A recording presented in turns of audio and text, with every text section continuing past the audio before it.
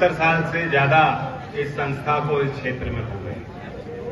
मैं संदीप जी को भी धन्यवाद देता हूं कि इन्होंने आकर और इनके साथ आए इस क्षेत्र के और संस्था से जुड़े सभी प्रबंधक और जो मौजूद लोग हैं जो सहयोग करते हैं, मुझसे एक विशेष आग्रह किया जिसे मैं इनकार नहीं कर सकता था।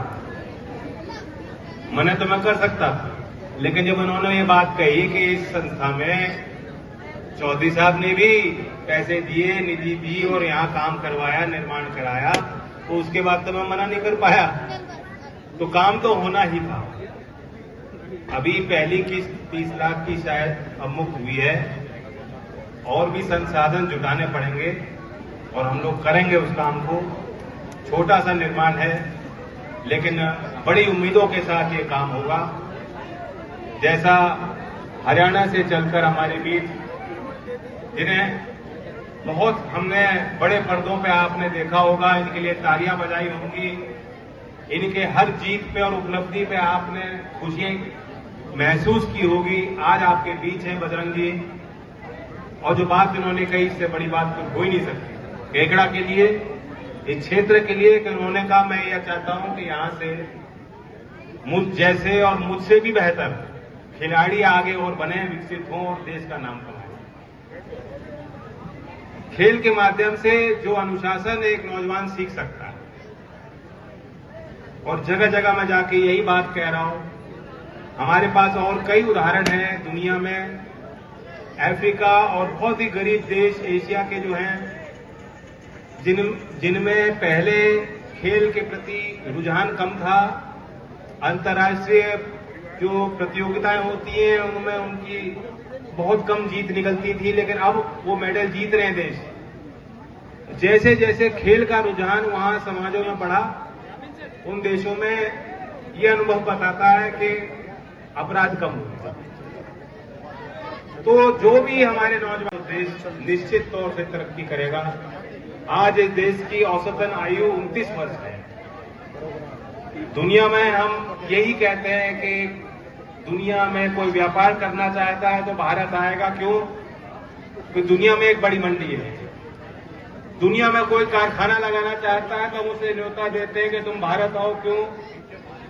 क्योंकि जब 29 वर्ष की हमारी औसतन आयु है देश की, तो कार्य करने की क्षमता, मेहनत करने की क्षमता, लेबर फोर्स जितनी भारत देश में है और कहीं आपको मिलेगी।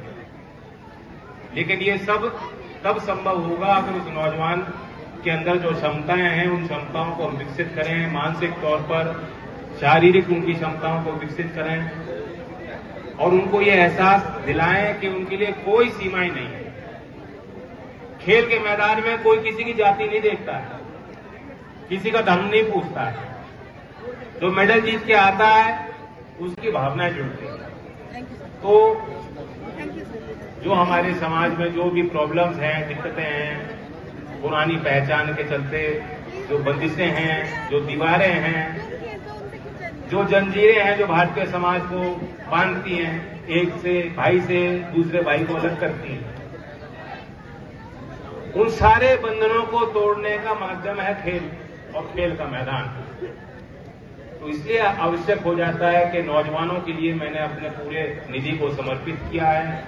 मैं उम्मीद करता हूं आगे और हमारे खिलाड़ी विकसित होंगे। अभी जब एशियाड के मेडलिस्ट जब वापस लौटे भारत को, तो एक बड़ा सम्मान समारोह भारत सरकार ने भी किया। प्रधानमंत्री जी ने वहां ये बात कही कि 2036 में भारत में ओलंपिक्स का आयोजन हो जाए, इसके लिए हम लोग प्रयास करें। आपको बात अटपटी लग सकती है क्योंकि एक तरफ मैं खेल और खिलाड़ियों की बात कर रहा हूं, उनका पक्ष रख रहा हूं, लेकिन वहीं मैं इस बात का समर्थन नहीं करता। जब भारत में आया उस समय मेरे दादाजी ने भी विरोध किया। उन्होंने ये कहा था कि देश में इतने संसाधन नहीं है। 2010 में जब कॉमनवेल्थ गेम का आयोजन हुआ, 70,000 करोड़ रुपए उस समय खर्च हो गए। और ये सरकार खर्चा करने में किसी से पीछे नहीं है, आगे ही है। आप कल्पना करो 2036 में अगर ओलंपिक का खेल का आयोजन करेंगे, कितने अरबों खरबों रुपए जो उसमें लगाया जाए। उससे बेहतर होगा कि देश के 2.5 लाख ग्राम पंचायतों में आप स्टेडियम का निर्माण कराइए, कोच की नियुक्ति कीजिए ताकि पूर्व खिलाड़ियों को नौकरी मिले।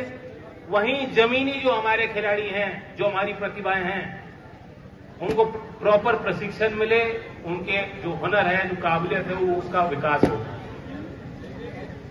लेकिन अब निर्णय सरकार का है।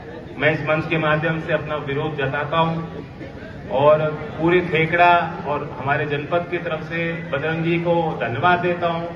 इनकी खुद की भावना थी, चल के आए, इन्होंने बहुत संघर्ष किया, बहुत अन्याय भी सहा है।